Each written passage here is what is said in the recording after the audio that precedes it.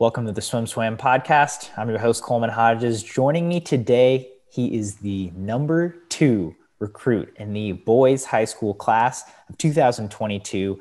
You know him from his multiple national age group record performances. And today, and last week, he kind of shocked the swimming world by committing to Stanford with his fellow Florida swimmer and number 3 recruit, Liam Custer. Today, we have the privilege of sitting down and talking to Josh Zuchowski. Hi.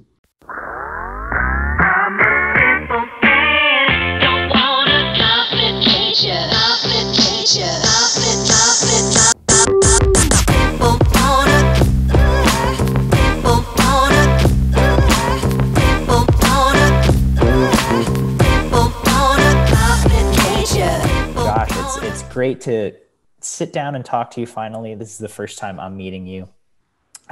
Like I said, I've read your name in multiple headlines throughout the years on SwimSwam, and last week you guys made some big news, numbers 2 and 3 in our overall list, committing to Stanford basically at the same minute. So I'm guessing it was probably a planned thing on you guys' end. Can you take me through that process? My whole Stanford process was pretty easy for me, and the whole recruiting process, because I don't know if anybody saw in my Instagram picture, the picture of me when I was 7 with a Stanford shirt on. It's been my dream since I was a little kid. My mom's, one of her best friends played golf at Stanford right with Tiger Woods and would always tell me all about it and how amazing it is. And so it was kind of always my dream growing up. And so I knew coming right out of the gate in the recruiting process that I wanted to go to Stanford. I had been committed very early. I just couldn't make it public because of the having to apply and still having to get a test score and all of that whole process. So I had to go through all of that. That was kind of the first thing, was getting my ACT score. I took it in September of my junior year, knocked out of the park round 1, and it just felt like the weight of the world had been lifted off my shoulders. So it was really nice to get that done. And kind of from that point on, I tried to recruit the other kids in my class to come to Stanford with me, because we really know that our class and the class below us are really going to be the building blocks of this new generation at Stanford. I've seen a lot of the comments about, like, why would he go there? I've had a lot of people tell me that the results haven't been quite there. And I know Liam has had the same thing. So us dual committing, we wanted to show everybody that we have the confidence in Stanford and in Coach Shamel, that the number 2 and number 3 recruits in our class are willing to commit at the same time to a school that people say hasn't had a track record. But we think that us doing that and just going there together, that we can kind of bring in a new generation and start this new Stanford, I guess. I love that. I'm glad you brought that up, because before this, I was reading you and Liam's commitment articles that we wrote about on SwimSwam, and then I looked at the comments. I was like, guys, come on.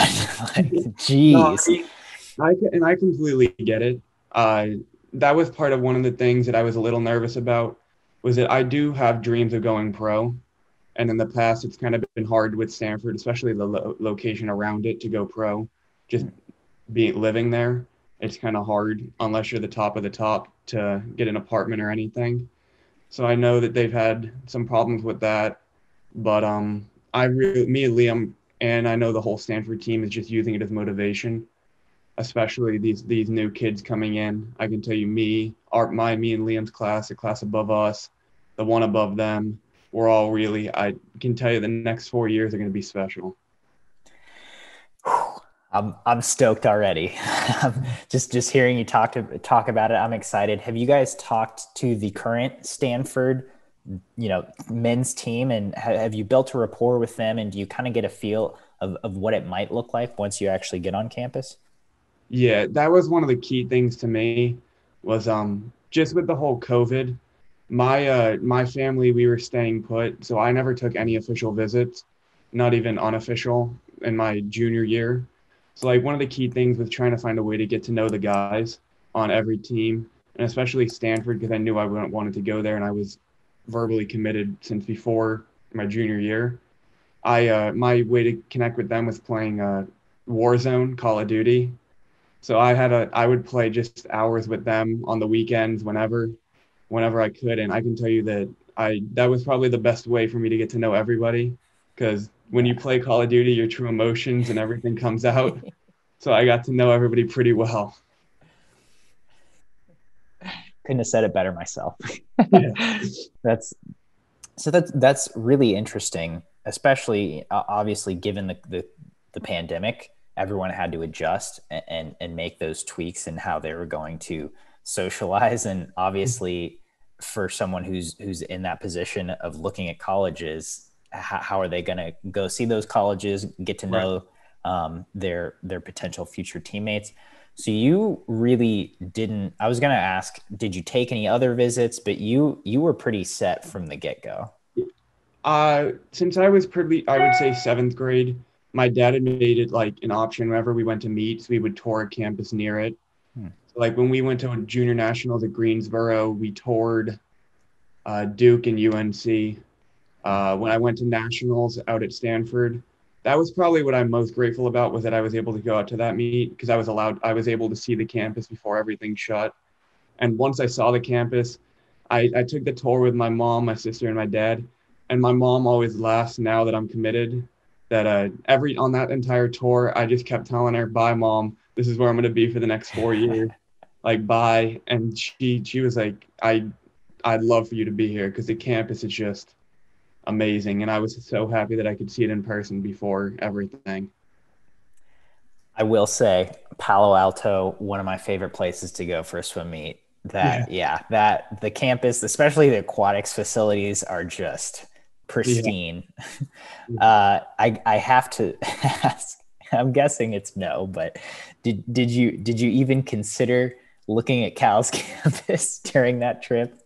I actually did, and I made Okay. sure to put them first. So we went out on like a Monday, Mhm. and I made sure that I took their campus first because like I said, I do want to go pro, Mhm. and I can tell you that they were probably one of the better options, especially being a backstroker. That they probably have the best repertoire and just everything. Sure. So I put their tour first, and I like the campus, but I wouldn't say, I'm just not a city person. And I know Mhm. that Berkeley isn't really a city, but it kind of felt cramped to me. And so, like, I know, like, I loved UT, but same as UT, it kind of felt like it was in the city. Like, I would take a turn from the city into the campus, and I didn't really know if I was on the campus yet or not. So that was a big thing for me, was I wanted kind of a campus that felt like its own. So like a Stanford, like a Notre Dame, something like that, where it's you know you're on campus and it's more spread out and just there's a lot more green and everything like that. Great points. Yeah, living in Austin now, I lived in Berkeley in the past. I'm totally with you there. Both of those, the campuses are right, bump up against the downtown, and sometimes it's hard to differentiate between Yeah. the two. So you know what you wanted, and you did tour quite a few campuses, which is pretty cool, starting from a pretty young age. Do you feel like having that experience, do you feel like what you wanted changed as you saw more and more campuses? Uh, I think kind of, but like I said, I'm not a city person and I never really have been. Sure. Like when we would take trips to Europe when I was a kid, we would go to like a city like London, and I didn't really enjoy it as much as I enjoyed like Ireland and just the fields and staying in like the country. So like I always tell my parents that I don't think there's ever going to be a point where I live in New York City or San Francisco or anything like that. So I knew kind of going into it that I wanted somewhere more open. And I enjoy biking a lot too. So I know at Stanford everybody bikes and the campus is so open. So like there and like Duke, it was kind of the same, where I know you can bike and there's a lot of just open fields and green areas and just everything. Nice. So it sounds like you had a wide array, and Stanford still won out. Uh, we kind of buried. I want to back up all the way to the beginning. You said your mom golfed with Tiger Woods at Stanford. Can you give us any more intel on that? Not my mom. My mom Okay. played. My mom was actually like she played volleyball in Okay. high school and got recruited to play at Columbia, but she didn't. She wanted to stay home because she grew up in San Diego, so she ended up going to UCSD, and that was actually one of my top schools when I was, I would say, maybe in eighth and Okay. ninth grade. With them moving to D1, I was like, I really think I want to go to UCSD. But then Stanford and everything, I realized that I have the opportunity to go to Stanford, which was my dream. But her best friend, and I guess my best friend's mom played there with Tiger Woods. And then she married her, my mom's best friend married another PGA Tour golfer, and they moved down here. And so their son was one of my best friends. Yeah. Sorry about the mix-up. No, no, no, no. um, got it. So you were pretty familiar with Stanford all around, though. Uh, Yeah. did you visit UCSD at all? Just I curious. I haven't. We went out to San Diego a good amount, but Mm. whenever we went, I guess I wasn't at an age that I was really worried about it yet. And it was more for just like a family trip. So we didn't go over there. But my mom and my sister, actually right before we went to Stanford for nationals, toured UCSD. And so like, I think my sister, it's a big choice for her because she's 2 years younger than me. And I don't know about swimming, but I know that it's just a great school. And so she loved the campus. And she kind of has the same taste as me. She thought Stanford was the nicest campus she's been to so far. So I kind of trusted her on it that it was just amazing. Gotcha. So that's thank you for sharing. That was a lot of insight. I did not expect to get that much information. As you said, you were well versed in interviews. He told me about that off camera, so I'm shocked. So the photo of Liam and you guys both posted it from trials. You guys kind of knew this was happening. How long was this in the works for you and Liam to announce it on the same day? Uh, I would say we saw NC State do it first, and I know you guys had the podcast with them like forever ago. And I knew when I saw their commitment, it kind of made me not made me realize, but I saw that they all had the same belief in NC State, and it kind of showed that they all felt the same and were ready to bring a new just life to NC State. Mhm. And so I kind of wanted to do the same with Liam, and I told him like I really think we should do this, especially when the recruiting rankings came out and we were put number 2 and 3. I was like, we really have to do this now, and he's like, I completely agree. So I would say right about when the recruiting rankings came out, we decided that we were going to end up doing that. So, and you and Liam are not only in that top class together, but you're in Jupiter, Florida, which is East Coast. He is Sarasota, Florida, Yeah. or thereabouts, which is the the west coast of Florida. So you guys are about 3 hour drive apart. How long have you guys had a friendship? It's actually, I'd say I'm really good friends with him now because I played video games with him. Just, I would say Stanford connected me to him a lot more and just the whole college process. Mhm. Once I realized he was interested in Stanford, Florida is broken into Florida Gold Coast and Florida swimming. And I'm right on the border of Florida Gold Coast. So I swim for Florida Gold Coast. So I would never swim in any of the same like Junior Olympics or any of those meets with him. So I knew him, I knew his name, but I really got to know him well over the past year, I would say. Okay. Which is I did not know that. I learn new things every day. That it makes sense to me that Florida is such a big state, and I'm assuming it's a very Yeah. big swimming state that it would have two LSCs like that. Uh, so you guys got to know each other over the past year, and as I said, you took this photo at trials. You both competed at Olympic trials. Can you tell me about that experience? I'm getting this was your first Olympic trials, correct? Yeah. Yeah. So what was swimming in Omaha, with all the big dogs like? It was it was really amazing. Me and my dad have been swim nerds even before I started swimming when I was 5 and 6. When I was young, Caleb Dressel and Ryan Murphy, their state meets were 30 minutes from my house where our state meets are today. So I went as a kid and got to watch their state meets. So one of the things my dad did was he took me out to Omaha in 2012 and 2016 to just watch it, because I would say it's the best meet in the world. And it's an amazing experience for anybody, swimmer or spectator. So I got to go in 2012 and 2016, and I told my dad in 2016 that I didn't want to come back if I wasn't swimming in the meet. And so from that point on, I kind of just put my head down. And the crazy thing about it for me was I got my first trial cut at 14 and my other two right when I turned 15. And because of COVID and everything, I just competed when I was 17. So it was crazy the difference between when I got it and when I ended up competing. But for me, the thing that I think I really learned was I thought I knew everything about it. And I thought that even with 2 years in between, there's no way that I'm not going to drop in every event. I never really understood why people added, even when they had best times from 3 years before.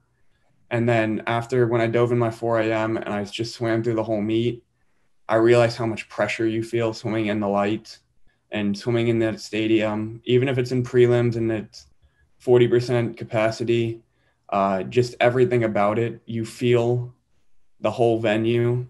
And it was an amazing experience that I needed to just understand what it was like for 3 years from now and 7 years from now when I do want to make it.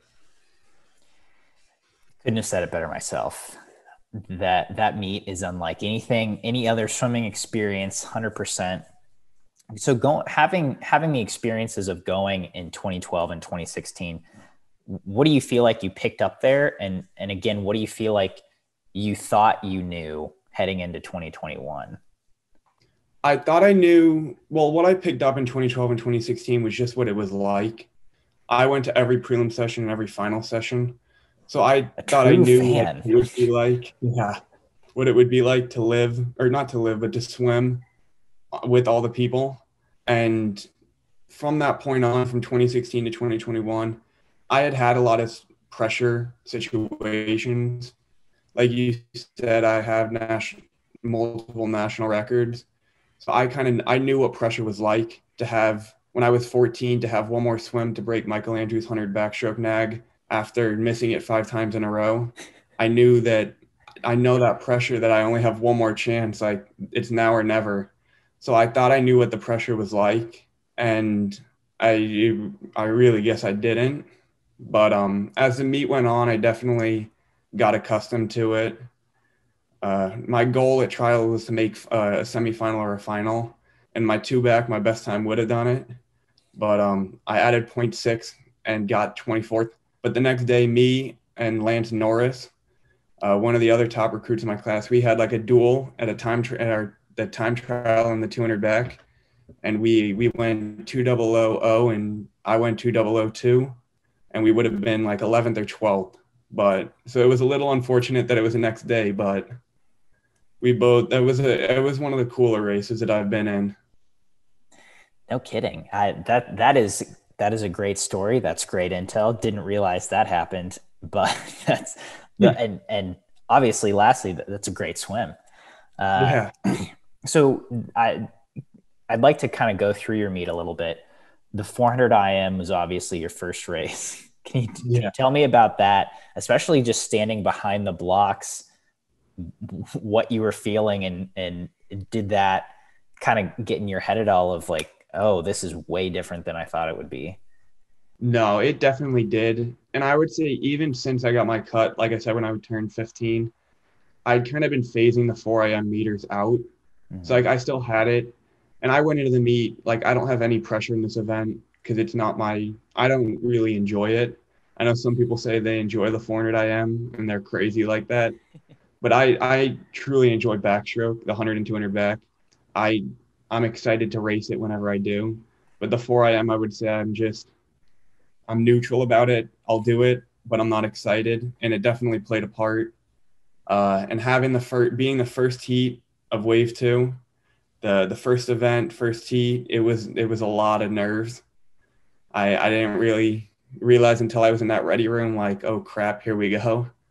So I definitely the adrenaline kicked in for my fly, and I took it out a little too hard and let the adrenaline control me a little too much, and I just died and died and died. And I got out of the pool and was like, what just happened? But I knew that I just had to move on for the next days because it's such a long meet and there's so many other things that I have to accomplish. And the next day in the 100 back, based off of the day before, all I needed was the best time. And that's what I went. And I was fine with it, even though I know I can go 54 faster than what I went. Going a best time by point oh whatever, point oh 0.07, I think, was all that I needed. And it really just gave me the confidence back that, okay, it was just one swim, like I can get past it. And building from there, I got to the 2 back. And like I said, I wanted to make finals, but I did the opposite of the 4 a.m. and I was too nervous about the adrenaline and went out 59.6, which was way too slow to go 200. So in the next day at the time trial, my whole goal was to just go out faster, and I was out 58.0. So I just, that was all I really needed. Yeah, that you really ride the roller coaster at trials. It sounds like you got that full spectrum. Yeah. So you didn't make finals, which I know is your goal, but did you come back and watch finals in any of the sessions? Do you feel like that was a different experience watching the finals as an athlete versus as a spectator? Definitely. One of the big things for me at trials was finally getting to meet all the Stanford guys in person, because I had only met them over video games or only Snapchatted with them. So getting to meet them in person and spend the whole week with them was one of the things I was most looking forward to. So I got to sit there and watch with the whole Stanford men and women every night that I went. And it's really a different experience because you see it from a different perspective of just what it's like. I feel like if I had swam the 200 back at night, I don't think I would have had the adrenaline like the 4 a.m. Like I would have died. I think I would have done well if I'd swam at night. I've always grown up swimming at night at these meets. I would usually dog the morning and just drop 10 seconds in a 200 back at night. So over the past year, I'd been having to try to like get used to swimming in the morning for this meet. But it was definitely a different experience sitting with the athletes. Whenever a Texas athlete would walk out and you would hear the whole section go crazy, or a Stanford athlete walk out and the whole section goes crazy.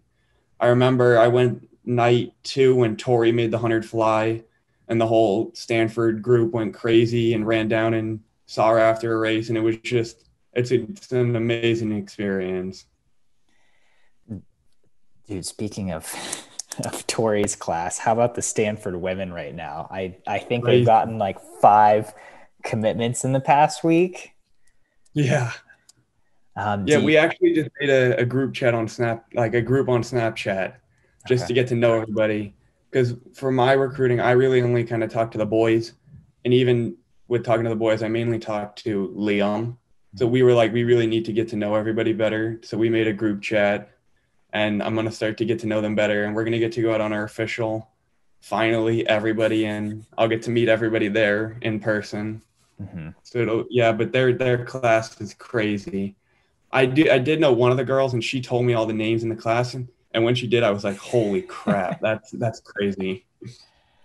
I couldn't believe it. And obviously the Stanford women are title contenders, especially coming into this year when they're going to get a whole new class that's the top of that class. Plus, they're going to get some foreign swimmers back from Olympic red shirts and such. But they've been on a roll this week for sure.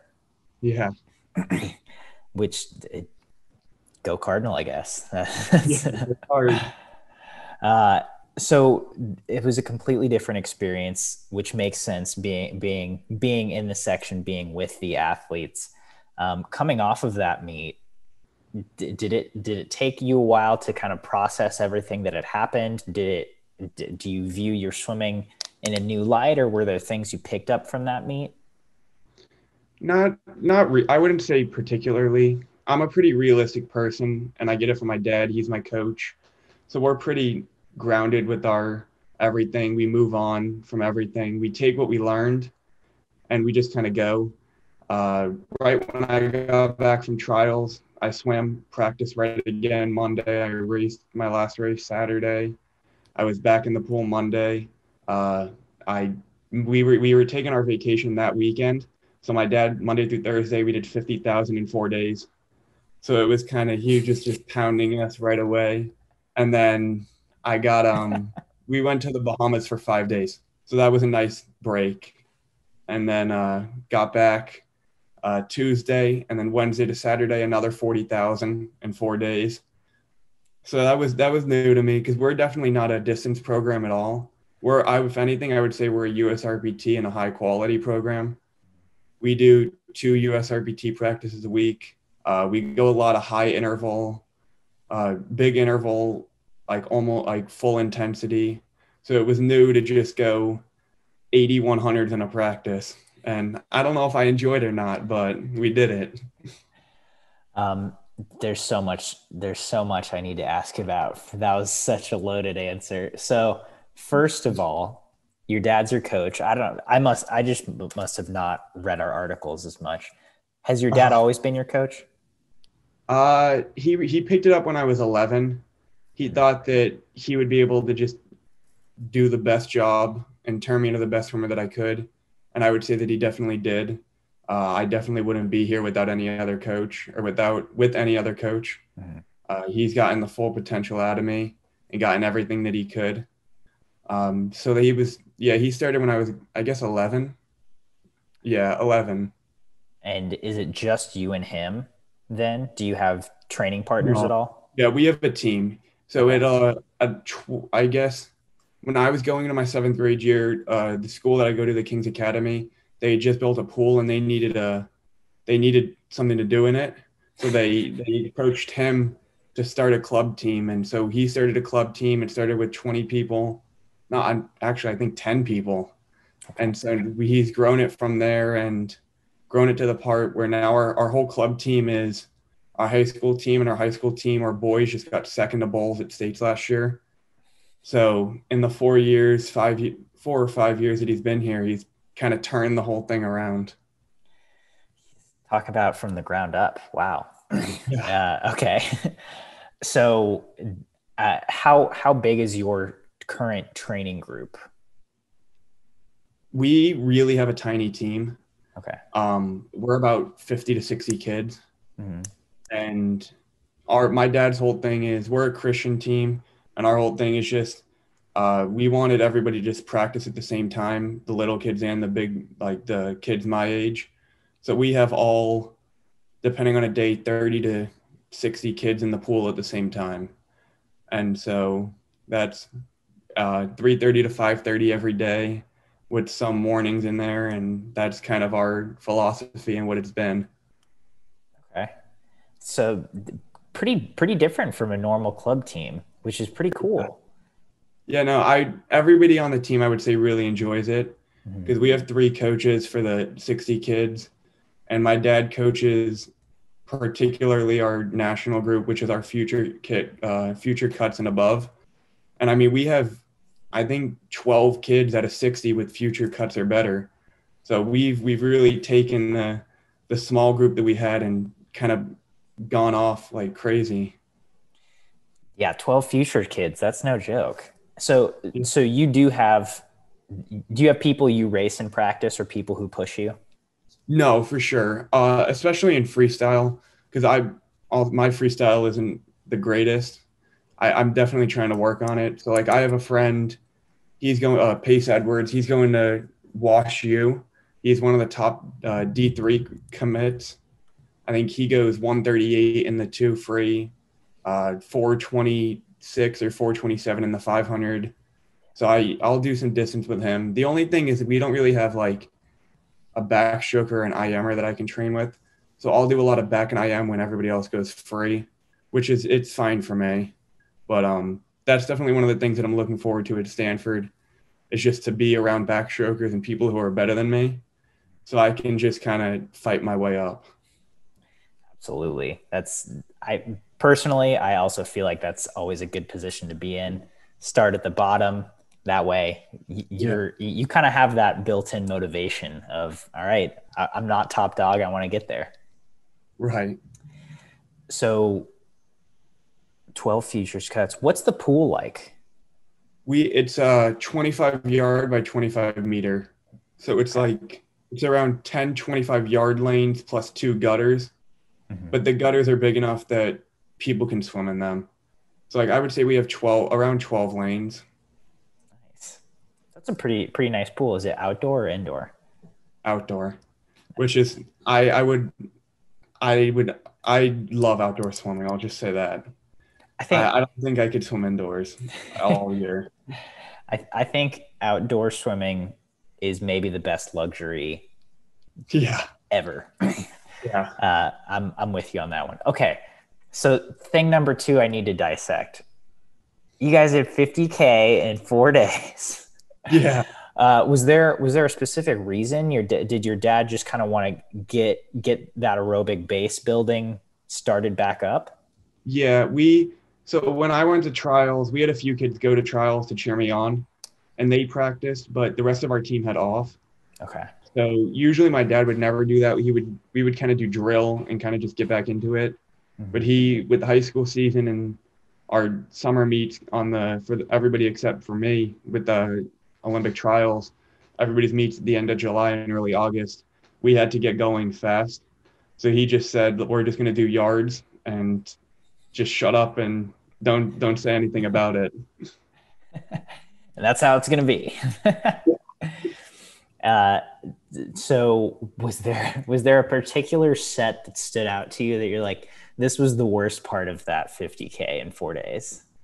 Um, Not he was kind of nice. It wasn't really like hard swimming. Mm-hmm. But we just did a lot of we have started a lot of pulling, which I had never done before. So we would go like 18 100s pull on 110, 18 100 swim on 105, and then 18 100s with fins on a minute. And we would do that morning and night. And so we were doing a lot, but it was mainly the pulling that was killing me because I've never really done pulling before. He kind of has shied away from that just with shoulder injuries and stuff. So we really have started to do that, and we're going to start doing that. So I would say that killed everybody the most. That sounds like a killer. Yeah. that so 18 100s swim is the middle part on 105. What do you hold on a set like that? It's pretty comfortable. So I would say like I'm not a great distance swimmer, and I would say even the top girls in the country can outswim me in practice. But I mean, I was around maybe 59, 58. So I Okay, was just 50, yeah, maybe a minute, just right around there. got you. All right, Yeah. that's okay. So not too bad, but still, that's Yeah, no, I'm not 18. really. I enjoy like our USRBTs will go, those sets we'll do, it's 450s on 20 seconds rest, like a broken 200 on 8 minutes. And so the whole time you're just trying to beat your best times. And that's one of my favorite sets that we do. That seems like a way better set. Or sorry, scratch that. That seems like a way more enjoyable set. Yeah. No, I mean, if you're going all in, it's not enjoyable. But when you're done with it, you're like, wow, I just killed that practice and I really feel good right now. Yeah. Where with the distance swimming for me, not being a distance swimmer and not enjoying it at all, it's kind of like when I get done with that practice, I'm just like, thank God it's over. Yeah, which is an important distinction for a sport like swimming, where if you're not having fun, it can get pretty old pretty quick. Yeah. But again, there was a purpose for the aerobic base training, and hopefully the worst is behind you. Yeah. So your dad started coaching when you were 11, and he started this club team. Did he Mhm. have prior coaching experience? He grew up as a swimmer, Okay. but he was, I would say, probably in the worst situation that you could be as a swimmer, just with his team, and his parents weren't home. So just the whole situation for him, he had the talent as a kid, but never really was able to let it grow. So he always loved swimming. And when I started swimming, he always kind of sat at practice. And he always jokes about it now when he's talking to the parents on our team that can try and coach their kids themselves. He's like, just let me do my job. But he tells them, trust me, I know what it's like, because I was the worst parent on our team. He was like my second coach. So it was good that he was able to just kind of take it over and just be the full head coach, because he was better than any coach that I had. Okay. So he chlorine is in his blood. He knows what he's doing. I'm just one more question about that, because I'm curious, how did he kind of find his coaching style? You know, he has some USRPT, you guys do some quality, a lot of drill work. From your perspective, how did that kind of come about for him?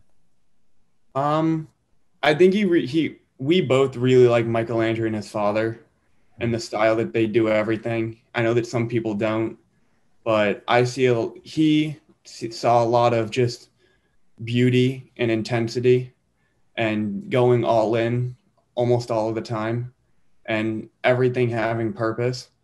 And I'm honestly thankful, because I don't think I would be a swimmer today if I was training in a program that was doing 80,000 a week or upwards of 80,000. So he kind of started from there and saw what Michelangelo was doing and was like, I really think Josh would benefit from this, and all the kids on our team would benefit. And so just kind of from trial and error and just different practices, what works and what doesn't, he kind of narrowed it down to what he's doing now, which is some USRPT. We do 1 or 2 aerobic practices a week where we go 8,000, and just kind of a good balance, I would say. Nice. That seems like a good balance. And Yeah. Obviously it has been working. The last thing I kind of want to hit on is just, as we've mentioned, you've broken multiple national age group records. You've been going fast from a young age, but it sounds like that you really ascended to that NAG record level once your dad started coaching you. Did you notice a pretty distinct difference at 11 once you started swimming with your dad full time?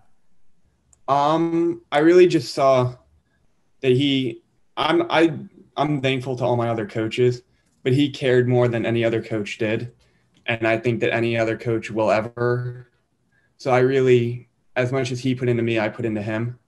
And so I kind of saw that change. And as the years went on, I would say my most meaningful was when I was 14. Those were kind of the big ones, because when I was 13, he was diagnosed with cancer. And so kind of from 13 on, it was like my mission. He went away for 30 days to get a bone marrow transplant. And it was like everybody else on our team saw it as a break that they could take off because he wasn't there. But my goal was just make it so that I was better when he got back, and I wanted him to see that. And so breaking the national records when I was 14 and getting my trial cuts, we have a picture where right after I did it, I'm hugging him and we're both in full tears. That was definitely the best moment I've had in swimming. Understandably so. Yeah. Is your dad healthy? Is he better now? He's in remission now. It's one of he has multiple myeloma. So it's a type of blood cancer. Well, it's pouring out, my bad. That's okay. But it never really goes away. But he's in remission right now. And they told him when he was diagnosed that they found it late and he had only 2 years. And that was 5 years ago or 4 years ago. So we're really just thankful for everything. And so we're just taking it day by day. That's a really cool moment that you that you got to share with your dad, and that's awesome that he is still here and still coaching. Yeah. Well, Josh, it's been so great getting to talk to you today, getting to know your swim story. There's obviously a lot of depth to it, a lot of stuff I never would have known had I not had this conversation with you. So it's been really great. I appreciate you taking the time to sit down and chat. Any parting thoughts before we sign off today? No, just thank you so much for the opportunity. I watch all of them, and I've always dreamed of being on one of these. And when you messaged me on Instagram, I screamed at my dad, like, I just got the message.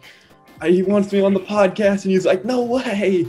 So I just thank you for this, and just, yeah, it's been awesome.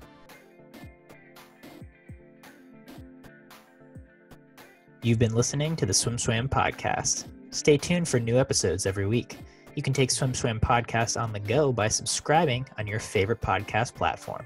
Look for links in the description below, and be sure to subscribe to our YouTube channel for more videos as well.